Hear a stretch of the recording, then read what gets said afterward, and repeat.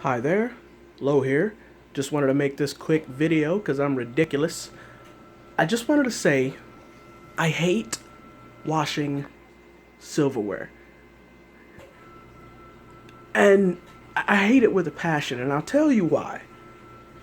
When you wash a plate, you can plainly see that the amount of dishes that you have in the sink has decreased. There is now a plate amount of less dishes.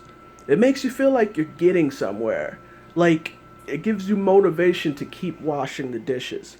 But when you wash a fork, it does not appear as though the amount of dishes in the sink has changed at all. It makes you feel like you are going to keep washing forks for the rest of your life and never make any progress. It just drains away all of my motivation. It just makes me want to stop washing dishes immediately. So I hate it. A lot of the times I'll wash all the dishes and just leave the silverware there.